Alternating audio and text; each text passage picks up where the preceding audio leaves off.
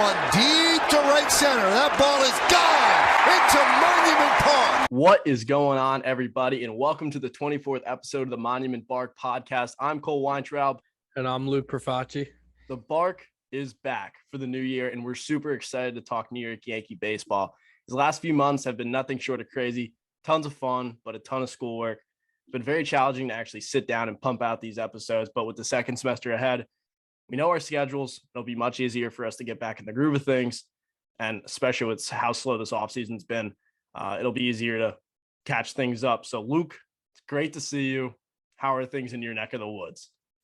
Always a pleasure. Things are good. It sucks with the lockout, but it's a good break because the Yankees have a lot of needs, and it's good to not have to stress on them right now because no one can really make moves. Also, it makes me nervous though, because like we have a lot of very glaring needs that I just don't believe are going to get filled. It's different from when we were a kid, where we were always like seriously in the running for every free agent.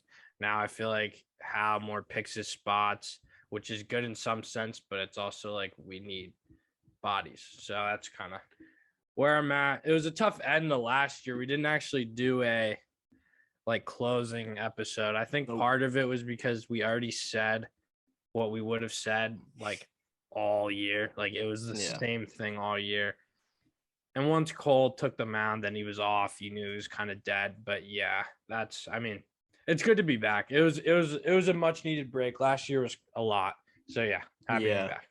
I'm happy to be back too. Yeah, last year, I mean, it was just like there was so much that like went wrong and like some things went right. And that wild card game, like, we were talking about the Yankees like every week and every day for the most part, just in person. And it got to a point where I was just sick of talking about it and just ready to just move on to football. And I don't know. I was just sick of the way it ended was pretty just, I don't know. It was just such a crappy ending. It wasn't like sad. It was more just like, whatever, just like get out of here. Just like end the season. It's over. We weren't going anywhere anyway. But like you said, wasn't good. Like it wasn't like I missed the team. Like the team is bad. We need, and I'm excited for it to be different. That's kind of most of my optimism is that it's going to be different from last year. Like you said, it just wasn't fun. Yeah, it wasn't a fun team. There wasn't really anything fun about it. And you said something about the lockout, quieting everything down, time to reflect, see what we need.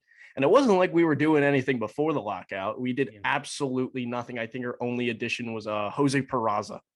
I think that was it, because we did absolutely nothing when other teams were going out and getting players. And I didn't necessarily love the players that other teams were getting, but just to, see something, just like, are you there? Like something. I saw we made a huge offer on Verlander. I thought we were going to get him. It always felt a little off, but it was good to see us actually trying to do something. But other than him, like established number 2 behind Cole, or 1A, 1B. Other than that, Seager, we were pretty, like everyone thought we were going to get Seager. And then Simeon's obviously a very good player, but there wasn't too many players that went that I was like, oh, like we really could have. That's who we're going to need. So, I still wish we did something, but it wasn't like a backbreaker when the lockout started and there's still certain people on the board. Yeah, I mean, really the only 2 free agents that I was kicking myself about was Verlander and Seager. I did want Semien. I had a different view on Semien, but then I saw how much money he got, and I wasn't feeling too bad about it after that. Seager too. Seager got a buttload of money. So, I mean, Verlander, that one hit hard, because I remember, after the season ended, you're always thinking about what you can do to improve. And although a number 2 starter wouldn't have meant anything in last season, which is not normal because usually it's one more pitcher away. This year we only needed one and he screwed up. But besides the point, I was thinking Verlander because, he's coming off that injury. He's just got that that thing about him. He's got that edge. He's got that presence. Like Luke likes to talk about, like it's Christmas. He's on the mound. He's Justin Verlander, for God's sakes. He swipes the rubber. He's there. And I don't think there's another pitcher out there that brings that. And he did get a lot of money, and we did throw out a good amount of money at him. And I was happy that they actually tried. But if they didn't try, I mean, that would have stunk. So Yeah. No, you know? yeah, the pitching side, like it's definitely like if we have Cole and established someone at the 2 and then Sevy at the 3, like that's like we're pretty set. The pitching wasn't even the problem last year. It was, I mean, it was the lineup, and there's a lot of holes now. So I know that's something we'll circle around to because there's a lot of different ways we can go. But Yeah. I know we're going to start with our favorite moments of 2021. So you can. Yeah. So I mean, just wanted to reflect on the end of the season because we really never did. I want to do a quick segment, just like our favorite moment and the worst moment. Just gotta.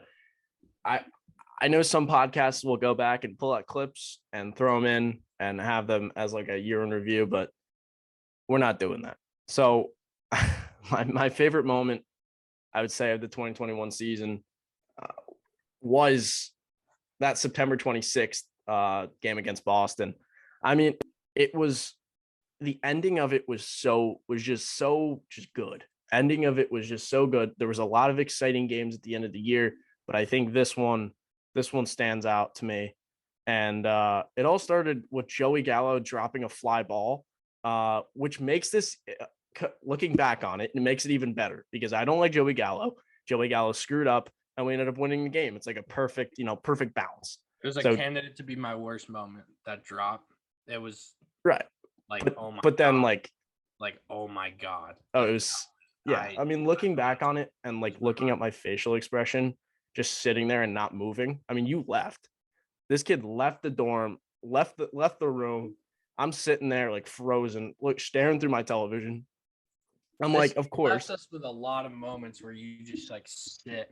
Like, even I was thinking about it, like that's my reaction. Honestly, most of the time Stan hits like a bomb because the way it happens, it's just like there's nothing you can do. They just left us with so many speechless moments this year. That's definitely top of that list. I mean, Joey Gallo being Joey Gallo, anything bad. I was saying this when he got traded over. Like, he's gonna get traded here and he's gonna stink, and I won't be too upset because I know I'm gonna be right the entire time, and I can just be like, I was right about it. I don't like being right when it comes to the Yankees. That's completely not. You've been miserable about it since he came. Okay, but like it's. If I wasn't saying anything about it and I had expectations going in with it, and then he started playing like this, I mean, I don't even know how you could have expectations with the guy. That's why I don't know why we traded for him.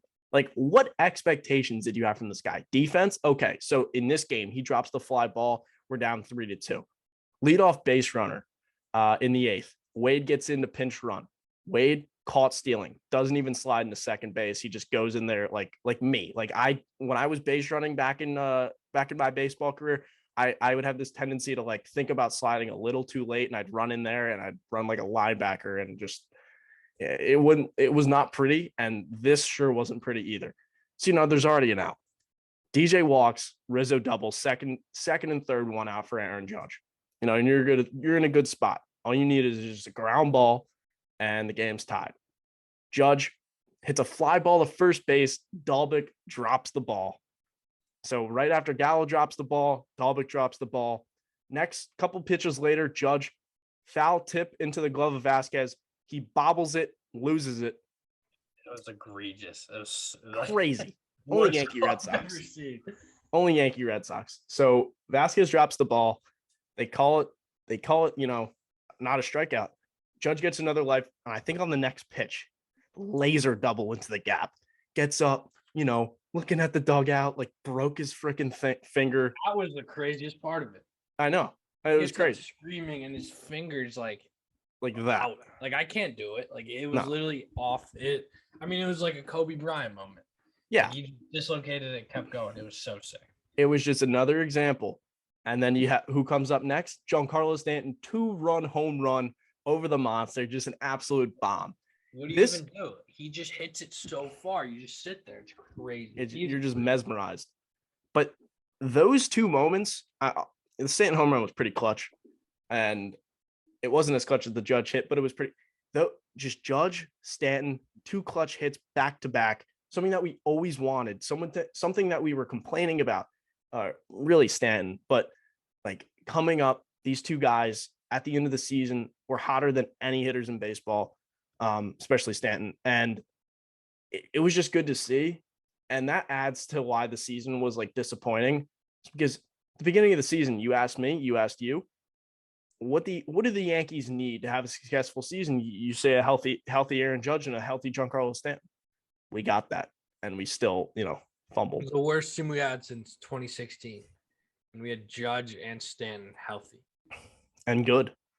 Like, oh my god! I think the best part about this was that it all happened against our favorite pitcher, Adam Ottavino. For sure. Yeah, I was thinking about this for mine. It was like the fact that Ottavino diced us in Fenway earlier in the year, and he came really just the whole year. Oh, honestly, yeah. Him and Whitlock. That was the other thing. It was like they got Whitlock and then they traded Ottavino, like the whole deal. And then in crunch time, we just came through. That was on. It made it so much sweeter. Mm-hmm. Luke, what would you say your favorite moment of the season was? For my favorite moment, it was the first game of the doubleheader we were at in the top of the seventh when Loaiza got into the bases loaded no out jam and then got 3 straight outs. The first one was a line out to Gardner, and he held the runner at third to keep the bases loaded. I remember as soon as that happened, we were kind of like we knew like it was going to be all right, but we didn't say it because we wanted to jinx it. Yeah. I forget what happened in the middle. I think it was 2 strikeouts. I think JD struck out, and then he gassed it up. I think it was wasn't it Renfroe with the second strikeout? I thought Renfroe was to finish it. Either way, he had 2 huge strikeouts in the game, and it was like 30 plus pitches. And he just tased him and lets out this scream. And Loaiza's kind of like a quiet killer. Like he's not like he's never like running off the mound, like showing all this emotion. Mm-hmm. Screamed. And Gary screamed too. It was just a huge it was a turning point in the season where it was like, all right, we're back. And it felt even though it didn't always feel like 100% real, it just felt good to be in a pennant race and to be like showing all that emotion and stuff. So I would say that was definitely my favorite moment. And then I had to add the triple plays against the A's and the White Sox. They were both against like it was in like very important games. That was another thing. It wasn't like against the Royals where it was like whatever. It was huge triple plays. The White Sox won, got us out of the top of the 8th or the 9th. I think it was the 9th, and we walked it off the following year. And then the A's one was a game winner, which was crazy. That game was nuts. Minaya and I think Montgomery were in like a duel. It might not have been Montgomery. It was somebody. It was Minaya and I know it was Minaya. Was it Domingo Herman? I don't know. Somebody dies who like doesn't usually, so it was like cool. Yeah. And we squeaked it out 2-1. Those were definitely because they were honestly huge. I mean, they're like those were big ones. AL opponents. So I remember feeling great after those 2 games. Mm-hmm. So I'd go with those 2, honestly. Yeah. What about you? Really that Jonathan, like that series against the Red Sox, the one that we were at, the doubleheader, and then you have the Andrew Heaney game in the 3rd to finish it off with the sweep. And that was like the first time in the season where it was like, we just achieved something. Like we fell so far behind at the beginning and like we climbed our way back up and past Boston. Like it was boom. Like we got there and it was like, we achieved something and it was like momentum and it was something to look forward to. Like, here we go. Like we're picking it up. We just did all this work to get to this spot. So let's just keep it going. We knew we weren't winning the division, but we knew that, we were in a position to win and a position to make the playoffs. And it's almost frustrating. Like it shows our ceiling. Yeah. Like we just rip off all these wins in a row and it's like we're not even playing. Like they were probably playing 75, 80% full potential. Like they still never hit. And then went on this ridiculous run in the second half and got into the playoffs all while not even playing well. And I think part of that is it's just not a very good team, but it's like they could be so good.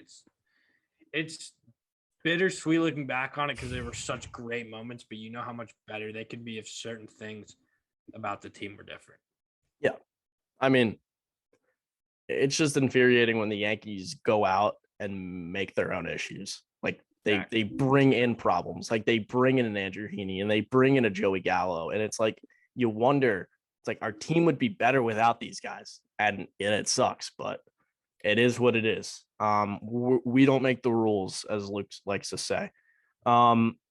my worst moment, the worst moment of the season in terms of just pure, you know, just being upset. It was actually kind of funny. It was hilarious. So like the Yankees were struggling, and then they like pick it back up, or like they're struggling, and they need to win. So like the Angels come into town. I don't know. I feel like the series wasn't going our way early. Maybe it was. I can't really remember. But Ohtani's pitching, and this is like, all right, the Yankees are facing a good pitcher tonight. Like if they can't do anything, it's just gonna keep this going. But if they can, they bring in some momentum heading into July, heading into the All-Star break, because that's really what it was, just gaining momentum and heading into the All-Star break with their heads high, because there was a lot that went wrong early on. Ohtani comes in, scores 7 runs in the first inning. They pull him after 4. We score 3 more, 7 earned runs. I mean, that couldn't get a better start. They were like multiple rain delays throughout the game. We go into the 9th inning after getting an insurance solo home run from Brett Gardner, go up like 8-4. Chapman loads the bases. There's 1 out, and Jared Wolf goes lefty crime into the bullpen. And me and Luke were on the phone. I'm not sure if we were on the phone for the home run. We may have been. It was the week I moved, so it was like a big week, and so I was kind of just like watching by myself, like doing my own thing. And as soon as he hit it, I just called him, and it's like it's all dark in the room. It's like 1:30 in the morning. Yeah. And we just like sat there and just like. I mean, we were just besides ourselves. I mean, I don't even. Yeah. What? I don't know. Oh, and like he hits the home run to make it 8-8, and they go on to score 3 more runs. The bases were cleared. There's obviously no one on base when he hit a grand slam. Chapman, I don't know if they pulled him out immediately, but Litke comes in and just boom, just Luis Rengifo 2-run double, Taylor Ward RBI double. Like both of them like were like right down the line. Of course they were fair. Like that loss was just terrible. I think that was the day before I said I was going on a Yankee hiatus. I think like the next day we were playing against the Mets at home. The Mets were coming to town at home. And that series was terrible as well. I mean, the Yankees were playing the 4th of July series. The 4th of July series, Pete Alonso against Chapman. I remember I called the blown save. Like there wasn't anything good about the end of June heading into July, and then the end of July. What was the last game before the All-Star break? The Altuve home run off Chapman. Like this was the worst like 2 weeks of the season. Convinced. Yeah. Terrible. I mean, it was the worst season. That was a low for sure. Yeah. Okay. What's your worst moment of the season? Well, I was gonna bring up the last Astros game before the All-Star break when it was 7-2, and then I turned it off to watch the Euros, and then we blew it. This kid texts me in the 9th inning like, good win. like good win or some BS like that. I'm like, I just sent him a question mark. Like we're losing the game.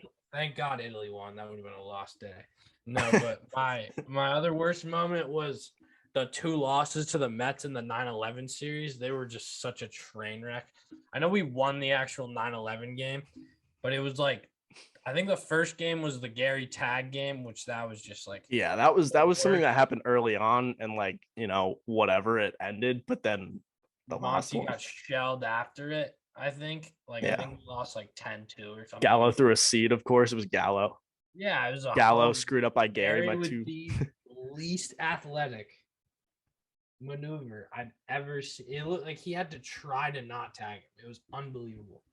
So that has to be up there. And then the last game where Lindor hit 3 bombs after there was that little incident where we were like stealing signs, and then G hit a home run and he was just talking crazy to Lindor. Mm-hmm. And then Lindor, he was like walking backwards to third base. Yeah. G. And then it's like, obviously Manfred juiced the balls in these games, like important, like primetime games. You're fired. You're fired. Stop talking bad about him. You're fired.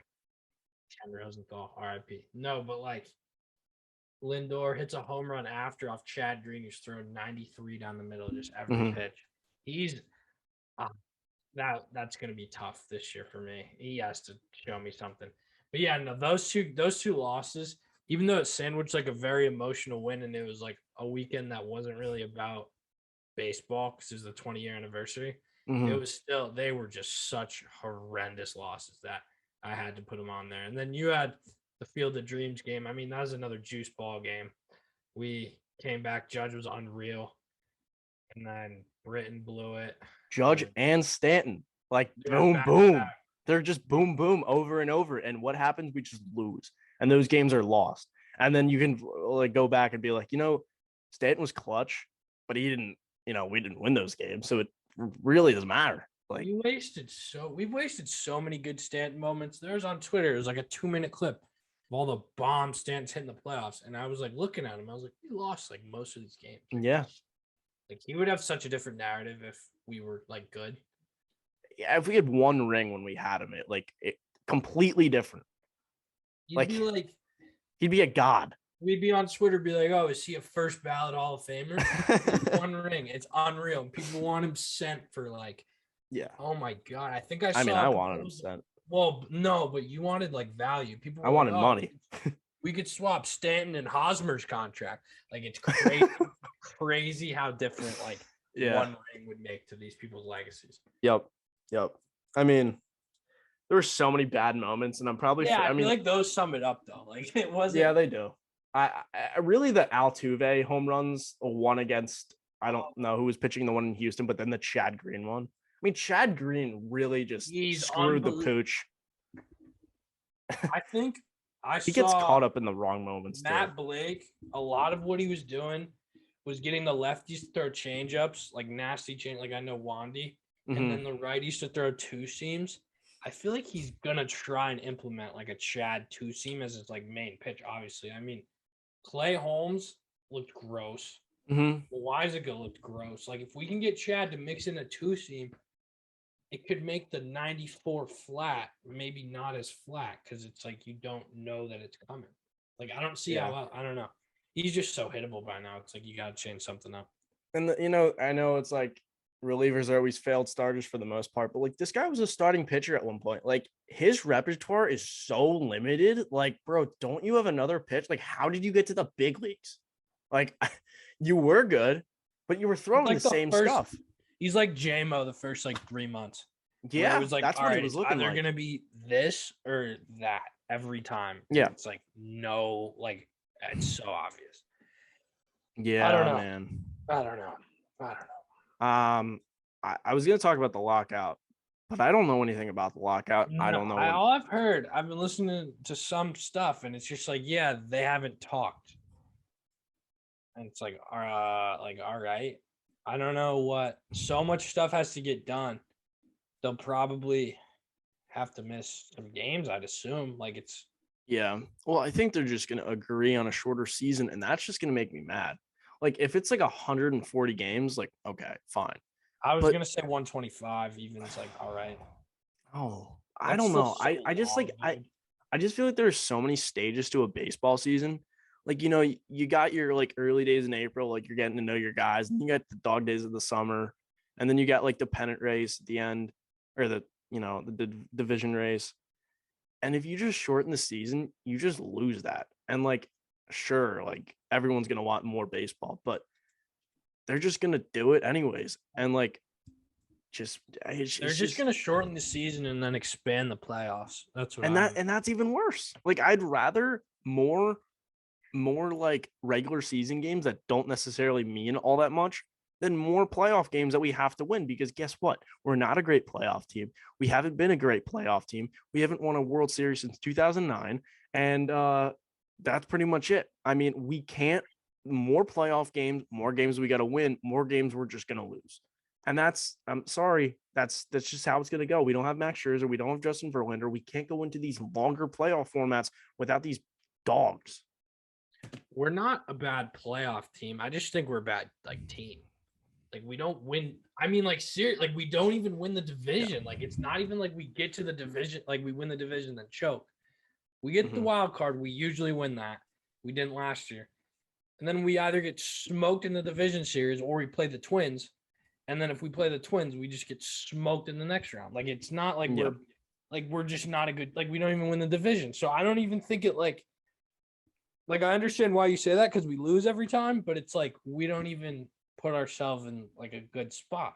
Like, think about it. Like, when they expanded the playoffs in 2020 and we played the Rays and we somehow went to that final game, we had to win another series before getting to the World Series. Like, Dude. we're not doing that. We're just not. Like, we're not beating Houston and then winning the World Series. Like, I would honestly, like, it's gotten to the point where I just think the Yankees are incapable of making the World Series. If the Yankees went to the World Series, I would be just extremely happy. And like, they could lose the World Series and I'd still be like, you know what? They went to the World Series. I wanted to win so badly, but they went there. They're capable of it. Let's run it back. The only time we have since like been close since like 2010 was 2017, and that was an accident.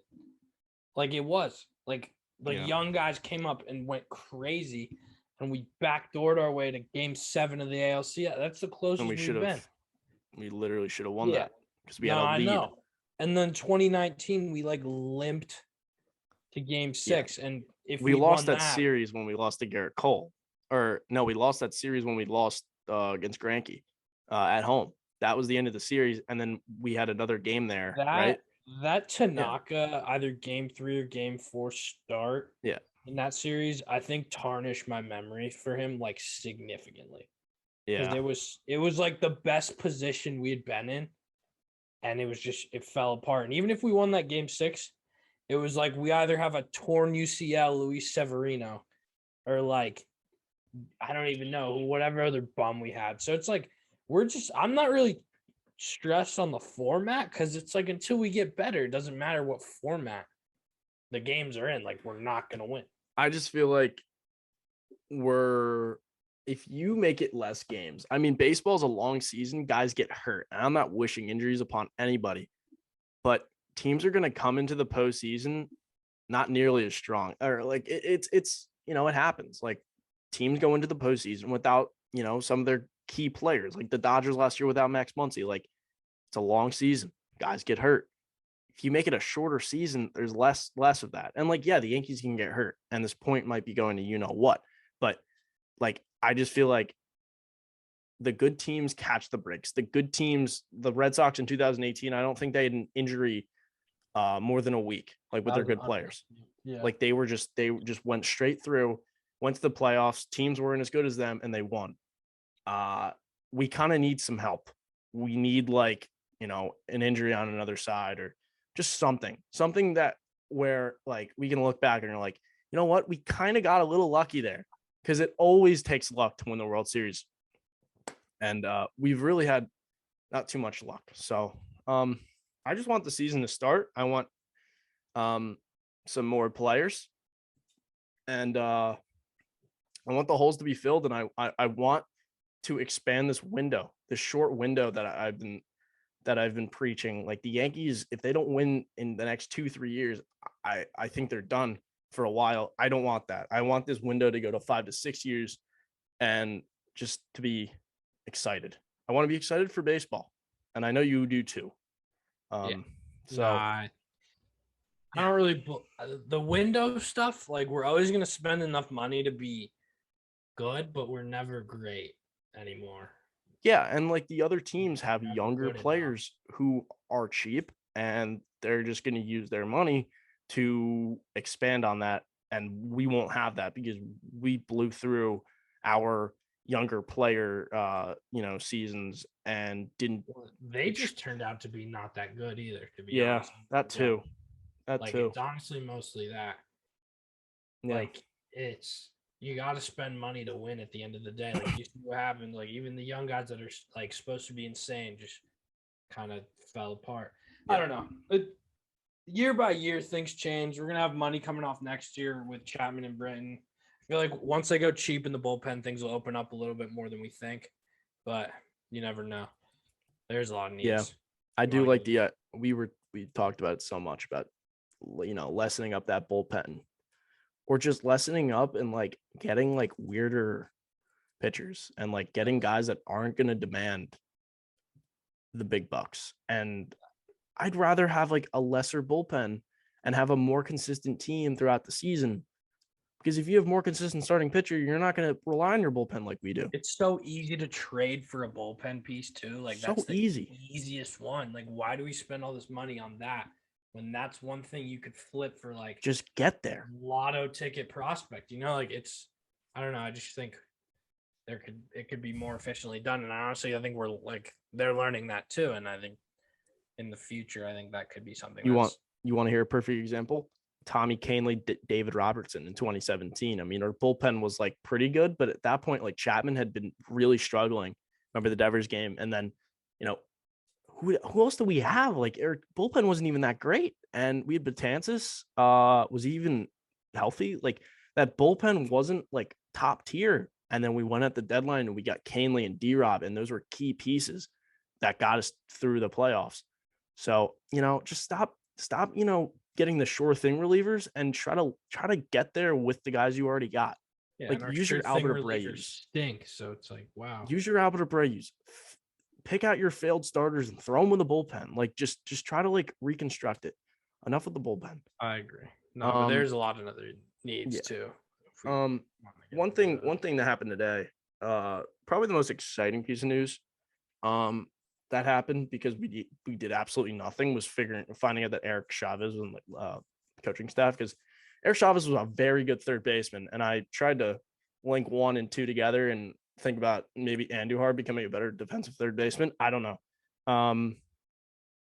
I was a little upset to find out that he's now the hitting coach for the New York Mets, and we couldn't put him in more of a legit role, because when you're an assistant, you can't hold a guy down. Like he can go interview for like legit positions. Like an assistant hitting coach is like whatever. But like before the season, remember that report, like the Aaron Boone, like more guys, more mouths in the dugout, more like voices in the dugout.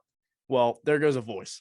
So yeah, I don't know. I mean, it sounded like he was like our third guy, like in terms of the hitting coaching staff, where it's like, if we only valued him as our third guy, like we hired our minor league guy. I forget his name, but I mean, our minor league has been like unbelievable the last couple of years. So I'm all right rolling with that. It's unfortunate because it is a name and it's fun to like. It's always fun when there's like an ex-player. He'll have that wisdom that other people won't have. Think about the early Yankee teams with like the Willie Randolph and the Chris Chambliss and like all those names in Mattingly. We don't have that.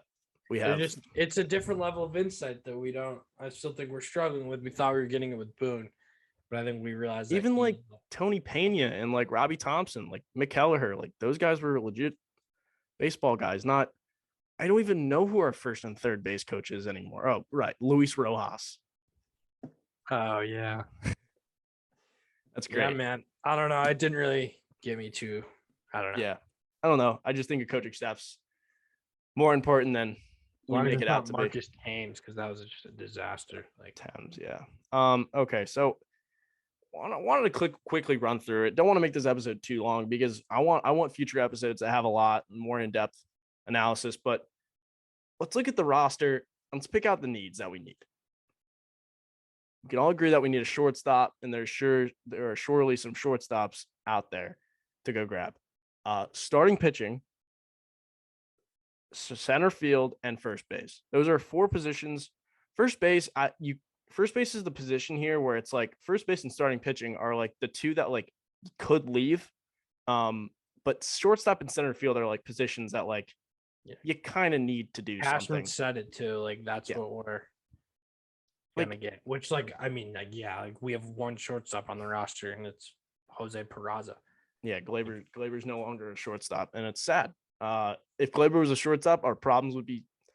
Yeah. If Gleyber was a good shortstop, he'd be a better hitter. I don't know. I would just put that together. I just think he'd be better as a player overall. Shortstop, I'm gonna read some names. Carlos Correa, great player, bad reputation. He's got that edge. He's got that presence. Good defender. Excellent defender, pretty good hitter, good power, really strong arm. Speed's not whatever, but he's a guy that you just punch in there, but he's going to demand so much money. He already turned down $27 million over 10, which is, Lindor got, I think, 30, 34, 33. So I don't know where Correa thinks he thinks he's worth. He might think he's worth more than Lindor, and that makes me want him less, because when you're talking $35 million for Carlos Correa, I'm done. Like, no, thank you. Like, I'll figure something else out. So much money. And then you got Trevor Story, who just 2 years ago, I was thinking this guy was, be a future Yankee, puts up great numbers, steals bases, hits home runs, just does it all, plays good defense. The last 2 years have been pretty underwhelming for Trevor Story. I don't know the numbers off the top of my head and don't want to get too far in depth, but the guy's barely hitting 250. A lot of strikeouts. Lots of strikeouts.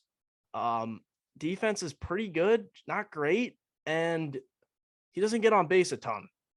And when you don't get on base a ton, it doesn't really matter that you can steal bases. So he's the like, strikeouts worry me more than the on base percentage. Yeah, like on base percentage gets a little skewed, but when you strike out a lot and the on base is low, that's usually a problem. Well, yeah, I mean, usually when you strike out a lot, your on base percentage. Well, Joey Gallo. No, like everybody on our team. Yeah, like so I just think if we got Trevor Story, I wouldn't be thrilled. I definitely would not be thrilled.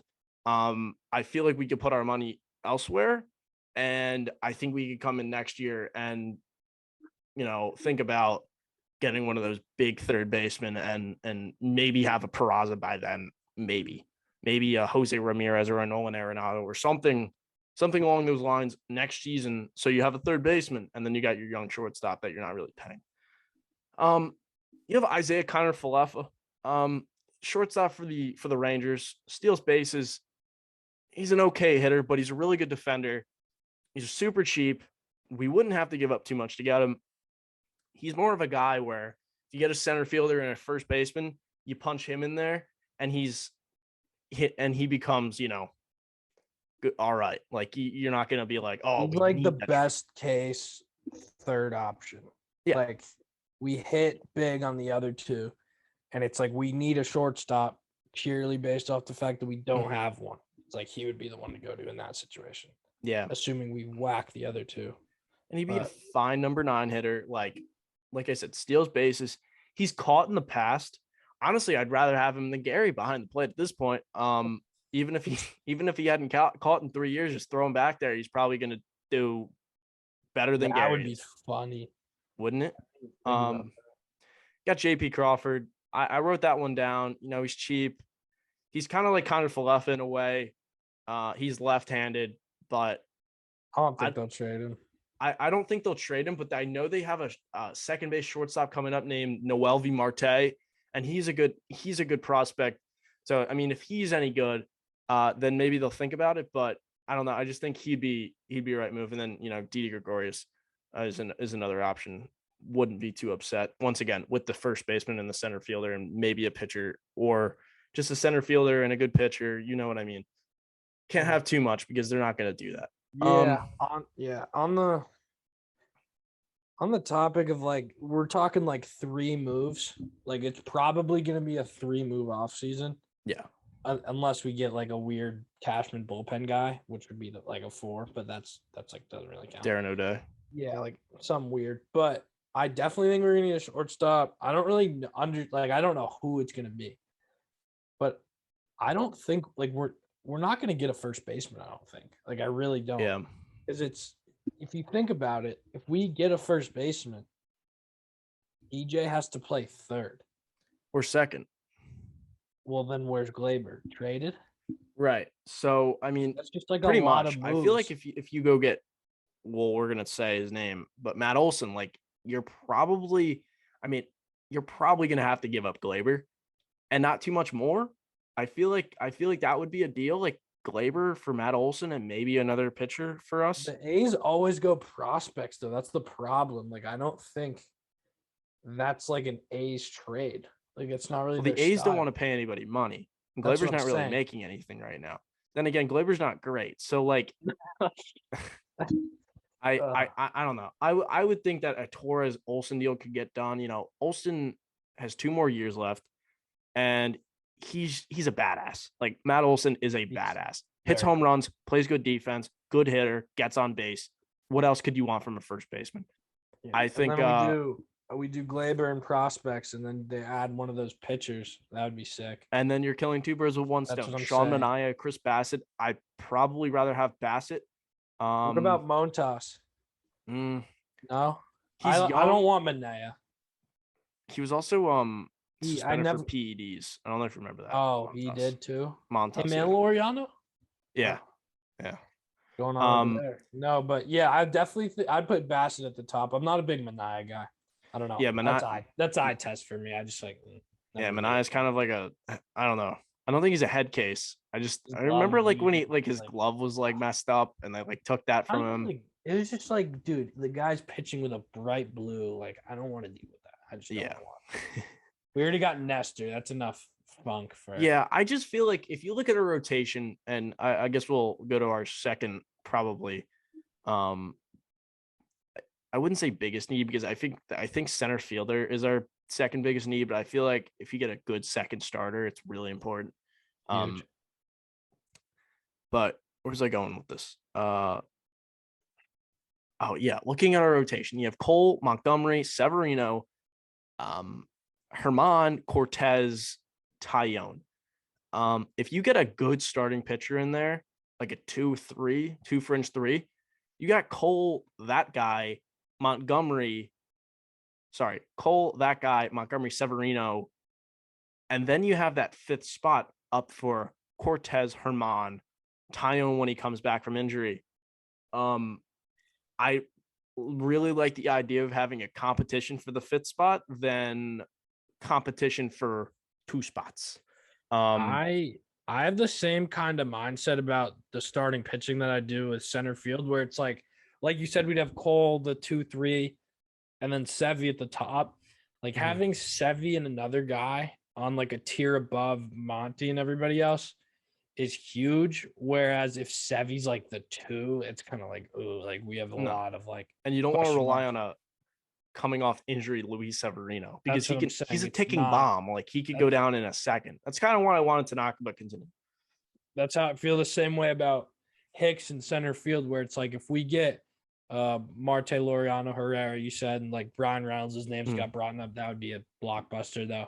But like we have a center fielder where Hicks is like a 4th outfielder. It's kind of like the same because Hicks would be like a great 4th outfielder, but if he's like the starter, it's like, oh.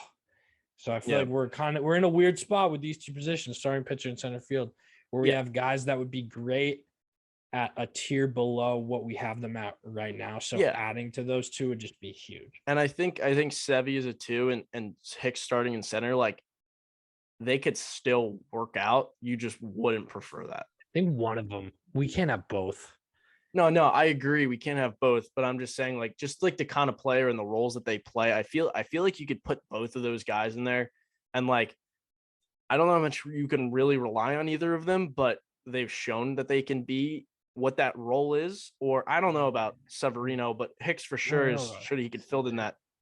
Severino, you know, It's been a long time with Hicks, dude. Like, I think it's done. Same I thing don't know. with Severino. I could talk myself into either or. Yeah. But I can't do both. Like they got to fix one of them. So that's I agree, and I think that they have to do that. I talk about starting pitching. The guys I wrote down Carlos Rodon. You know, he was a workhorse last season, and he burnt out at the end of the year, and that's scary. Really, all these guys pitched really well against us. Rodon, Manaea, Bassett, they all pitched well against us this year, and you know the Yankees keep tabs on that. Like they will pick up guys solely because they played well against them. what happens when you don't have a good team. Yeah. So you're constantly looking for guys who beat you. But I like Rodon. He throws gas. Gas. Lefty. I just I like that. I'd like him on our team. Like if Rodon was in the rotation and you had, you know, Cole, Severino, Monty, Rodon, you could choose if you want Nestor, if you want the extra lefty, or the righty. And same thing for if you got a right-handed pitcher. Like it's very flexible. And I think that's why our starting rotation is in a good spot, because then you got the guys like Clark Schmidt, Luis Heel, Davy That Garcia. would be a gross rotation because you have those four where it's like I could definitely see that working out, and then we have one spot where we have a lot of upside out of the fifth. Like that'd just be so much better than what we have right now. Just add one more Rodon. guy. Just one more guy. Like So Bassett, much Rodon, Clayton Kershaw. I don't know. Oh, We don't yeah, talk about Clayton I saw Kershaw. him at the Mavs game last night. He's going to Texas. Done deal. I don't know. No, I don't know. I think he's from there though. So. Oh no, yeah. Him and Matt Stafford went to high school together. Yeah, in Texas. Oh, that's right. I would really like Kershaw. He would just need to stay healthy, and I think he's just sick when he's healthy. I just can't even picture that. That'd be so cool though. Oh, I don't know. Dope. I wanted Scherzer. Didn't think he wanted to come to New York, but you saw what that yeah, happened. I forgot about like what, whatever. I just like it's just like it's annoying because you think about what the annoying. Yankees could be with Max Scherzer. Like that team, like you could do away with shortstop and just like maybe just get a center fielder, and like I think you'd be good enough to like make a good run. Like just like one position need, and Max Scherzer lined up with Garrett Cole, and like you're carried to the postseason. It's just about winning in the postseason, and I think we would. I don't know. Yeah, well, we've never done it because we're never good enough, like I said, but we'd be good enough. The games that Tanaka, those great games Tanaka would pitch, we usually won. Like we wouldn't really lose bad. Even another one where it's like with Stanton, like I would be like put number in Monument Park if we won one of those years where he was nasty. Yeah, but we didn't. And then, like it's just a lot of skewed stuff because we haven't been good. Like if you get to the postseason, you got guys that can hold the other team. You don't got to do too much offensively. You just scratch a couple runs and you win. We won't. And we won't. Probably won't. So that's why we need. That's why I think we need a great starting pitcher. But we can't always get things we want. So that moves us to center field. Or Luke, do you have any other thoughts on starting pitching? We honestly hashed out the starting pitching and most of the center field too. Like there's a couple kind of unreal, like a huge trade targets. I was gonna say unrealistic. They kind of are. Ketel Marte and Brian Reynolds. Yeah. Either of those would obviously be nasty. Those though, like you think about like the past teams, and you're always thinking about if we got Matt Olson, he's kind of like Mark Teixeira, you know what I mean? We've never really had like that alpha center fielder switch hitter since Bernie Williams. Like which like we're not like really in a place not even to necessarily about, the switch hitting part, but like you had Granderson and you had Damon, but like Ketel Marte can hit 300 and hit 25 homers and steal 6 bases. But no, he's getting 90 RBIs. Like he's just really good. Brian Reynolds, same way. Or 1 or 2, he'd be so nasty. And I don't even really care if he's not great at center field. Like he can be okay at it. Like he hits good enough, and he's a switch hitter. That's a dream. Those are dream players, and the Yankees should think the same way. And like I think about like our future with shortstop, like trade Peraza. Like if you're gonna go make a deal, like trade Peraza, keep Volpe. And Bill. I've been seeing all this stuff too about this 17-year-old. He's like a Roger Darius, freak. Like if we get him and Volpe, like I understand they're not in the same time frame, but there's so much depth there. It's like you can throw Peraza. That's what I think with the A's. If we get Olson, it would be I think Peraza and not Labor just off money. And then you spend money, you build around it, and then you got a dirt cheap set shortstop. And you're not paying him anything. And it's just, you can use double the money on another position, like a Ketel Marte extension or Aaron Judge for that matter. That's another thing that we really need to look in. I wrote down Ramon Laureano. He's coming off like being suspended. I don't know how much value the guy has. He's shown that he can play good defense in center field, has a hose of an arm. He hits home runs. Hopefully that wasn't because of the only because of the steroids, solely because of the steroids. But he's a solid hitter. His brawl with the Astros was actually roid rage. That's hilarious. I never even thought about that.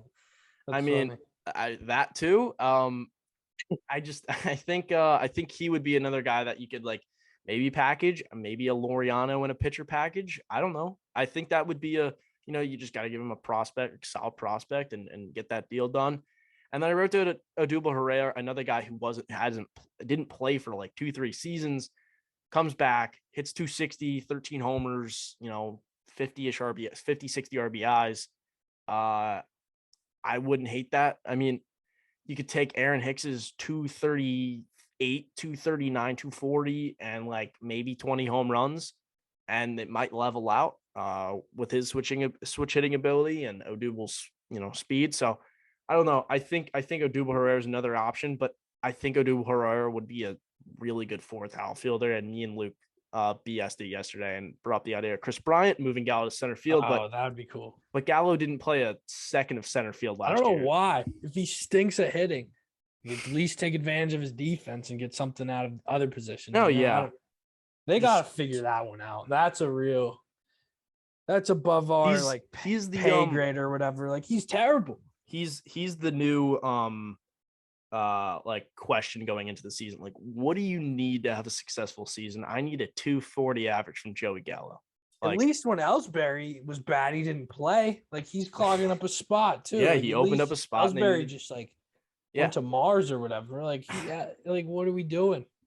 I just think Gallo clogs up this lineup and adds to the problem. And then you've got guys like Gary and Glaber who all just swing and miss. And then you've got Joey Gallo. Don't hit the ball. It's like the ridiculous. alpha strikeout guy. And he's on our team. I don't know, let's not forget Giancarlo Stanton and Aaron Judge do still strike out. That's the problem. Even our good, it's all the same problem. All the same players. The only center fielder you missed is Suzuki, but that's such a toss up. You never know what you're gonna get out of center fielder. Oh, you're thinking of that's not his last name, but Suzuki. I'm pretty sure. Oh yeah, that's what it is. Good point. Sorry. But what do we don't know. We're not going to sit here and pretend to know anything about him. I saw him hit a couple nukes in Japan. Yeah, that's cool. Yeah, I'd be cool with him. He's right-handed. I don't know if I'd be cool with him because I have no idea if he's good or not. He's only 27. He can play third base, shortstop, right? I mean, he's Taysom Hill. He can't play shortstop. I've seen the guy. He can play shortstop. He used to. He's 5'11", $183. Seiya Suzuki. It's not the same guy. It's the same guy. I'm looking at it right now. Baseball reference positions: third base, shortstop, and right field. He wouldn't even play. He doesn't even play center field. He played shortstop when he was younger. So he's no longer a shortstop. No. He's they're questioning whether he could even play center. They're saying he's more of a corner outfield, which that's the move where you just put Gallo in center. And I guess. Or Judge. Oh, what a mess. All right. Yeah. No, it's at a certain point they just have to figure it out and then we can react to it. We can't fix it. And then first base was the last one. I know obviously there's going to be some weird Cashman bullpen guy. That's pretty standard by now. But first baseman, like I said earlier, I don't think we're getting one because I don't know where. Because it's either if Glaber doesn't get traded, DJ has to play first. Because him playing third is ugly. That can't happen. Nope. He was hurt last year. He's getting older. We can't risk his body. We need his bat. You know what it is? It's just Stanton was so much better when he was playing left field. I know. And if they play him 3 times a week in left, it opens up so much. Let's think of this world. Imagine this. No Joey Gallo, Stanton in left, DJ at first, Voit at DH. Yeah, or first baseman. Either one. And it opens up so much. I know you were so quick to say or a first baseman, but Luke Voit as a designated hitter is much better than Luke Voit playing first base. He'd be Luke sick at DH. He's just, that's what I'm saying. I'm tired of pretending he's a first baseman. Nah, he's a designated hitter who would kick ass. Because he'd be healthy. Because he'd go up there, he'd hit. And then go back to the dugout. Or just jog. Get a churro. Sick, yeah. Do some bicep curls. That would be. See, I would love him at DH, but they rely on him to do too much, and it makes me not. I'd be cool with Miguel Andujar at DH too, but that's not. He's a bench. I'm excited for him off the bench this year. The thing is about him is he's always struggled when he doesn't get at bats, and we're gonna use him off the bench. Everybody that underperforms that. No, but Andujar's different. Andujar's a guy who is they tried to get him back after he got hurt, and he came back, and they weren't playing him, and then they play him and he'd go 0-for-4 and you'd be like, what the hell? Where's the 330? 330 home runs. Every hitter you put him on the bench, it's tough. I don't know. No, yeah. I just don't think then he shouldn't be on the team anymore. And he doesn't have any value anymore. Yeah, it's just so messed up. It's so messed up because he gets so much value and you could have gotten so much for him. Dude, we could have got Garrett Cole for Clint Frazier a couple years ago. That's another thing. Like when the Yankees came into last offseason with Clint Frazier as the left fielder and Michael Brantley was a free agent. But since Frazier was not making any money and he had 25 home run potential, we stuck with Clint Frazier and now we're stuck with Joey Gallo. So did Brantley like get hurt or did he just kind of fizz? Because I don't remember a ton about Brantley him. got hurt, I think. Okay, that's what I thought. But yeah, regardless, he's a free agent next year. Yeah. So I don't know. Just need Gallo out the door. Okay. I mean that pretty much wraps everything up. I didn't want to go too crazy into this. We'll probably draw up a couple scenarios in a future episode. When, like stuff starts happening, like until there's stuff to talk about, there isn't much. Like we're not just gonna. Yeah. I mean, it was good to get back on here. It's get the gears turning. It is getting close. I mean, it's after the new year. You get through the NFL playoffs, and then it's like, boom, here we are. But you never know with the lockout. Who got one in the Super Bowl? We've been talking Rams. I'll go Titans, Rams, Super Bowl. No, I've been talking Rams, but I just know the Bucks are gonna win. But now I don't think the Bucks are gonna win. Bro, they don't have like a weapon. I think it's Green Bay. Yeah, probably. I think it's Green Bay. I think this is the year. I'm gonna go Titans, Rams. All right. I don't know what you see in the Titans, but I don't either. Yeah, I feel like the Titans are just the same every year. I don't know. I don't know. The same team every year. I feel like sometimes veterans will just like get a ring on another team and it's like weird. And I think Julio, that could be that with Derrick Henry. Screw Julio Jones. That guy stinks. Yeah, you're not a Julio guy. I respect it. Honestly. Ever. I was a Julio guy in 2011 when he had dreads. When everybody was yeah. No, 2011. No, that was his rookie year at him in fantasy. Oh, Alabama. Yeah, dirty. Yep. Oh. All right. Thank you guys all for watching. We'll be more active on the social media. Season 2, baby. Let's go. Season 2 is here. Happy New Year. And we will I tried. All right. We'll see you guys soon. Peace.